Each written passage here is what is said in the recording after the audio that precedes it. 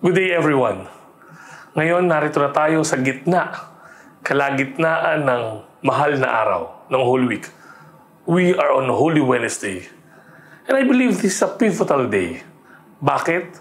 Kasi matutunghayan natin sa Ebanghelyo ang isa sa mga main characters ng mahal na araw.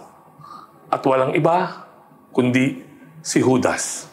Sigurado ko kilala niyo si Judas. Bakit? Kasi infamous siya at maraming nagsasabi na kung di dahil sa kanyang ginawa, ay maaring hindi nadakip si Kristo, hindi na pahirapan, at hindi na ipako sa krus. Ganun kahalaga ang role na ginampanan ni Judas sa buong storya ng passion and death ng ating Panginoong Jesucristo. At sa Ebanghelyo matutunghayan natin na siya ay lumapit sa mga chief priests. At siya ay tinanong kung maaari niyang ipagkanulo ang ating Panginoon. At kanya itong ginawa na mayroong kapalit. At alam naman natin kung magkano. 30 pieces of silver. Siguro ang unang tanong sa atin ay ito. Pinapagkanulo rin ba natin ang ating Panginoon sa mga araw na to?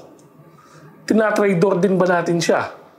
Kasi madali magturo kay Judas at sabihin napakamali ng kanyang ginagawa. Pero sa aking pagninilay, sa aking pagdarasal, naisip ko, makilang ulit ko kayang tinatraidor ang Panginoon? Makilang ulit ko kaya siyang ipinagkakanulo? Maaring hindi naman ako pupunta sa mga chief priests. Maaring hindi malaki ang aking ginawa kumpara sa kanyang ginawa. Pero alam ko sa puso ko na mayroong pagkahudas sa akin. Bakit? Kasi minsan, inilalaglag ko rin ng Panginoon. Kailan? Kapag mahirap na ang sitwasyon. Alam mo yung darating sa buhay mo na minsan matetest ang iyong pananampalataya. Ang tanong ay, kakapit ka pa rin ba sa Kanya? Darating sa buhay mo na matetest ang iyong moralidad. At tatanungin mo sarili mo, gagawin ko ba ito o hindi?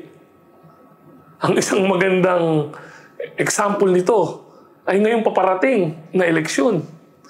Ipagpapalit ba natin ang ating pananampalataya at paniniwala sa ating Panginoon Jesucristo para sa isang boto? Para sa mga pinapangako ng mga kandidatong ito na alam naman natin na pagkakaupo ay taliwas sa itunuturo ng ating Panginoon ang kanilang gagawin. At sila mismo ay magiging instrumento ng kamatayan. They will be instruments of the culture of death. So maaaring sabihin nyo, hindi naman kasing laki ng ginagawa ni Judas ang ginagawa ko. Maliit pa rin ito kumpara sa kanyang ginawa sa ating Panginoon. Alam nyo, wala yun sa liit o sa laki. Ang tanong ay kung ilalaglag ba natin ang ating Panginoon. Ang malungkot nga ito sa maliit na halaga, ipagpapalit na natin siya. So ngayong linggong ito, patuloy natin pagnilayan. Judas nga ba ako sa ating Panginoong Jesucristo? Ako aamin ako. Totoo. Minsan, madalas, Judas ako. Hindi man alam ng iba, pero alam ko sa puso't isipan ko, pinagkakanulo ko pa rin ng Panginoon. Pero salamat sa grasya ng Diyos na hindi ako kailangan maging katulad ni Judas na mawawalan ng pag-asa. Bakit? Kasi alam ko na bukas ang kanyang mga kamay para tanggapin tayo. Yun naman ang pagkakaiba ni Pedro at ni Judas. Si Pedro ay patuloy na umasa, nanalig sa pagmamahal ng Diyos at kapatawaran na igagawad sa Kanya. Si Judas, naisip niya na mas malaki ang kanyang kasalanan at maaring hindi na siya mapatawad ng Panginoon.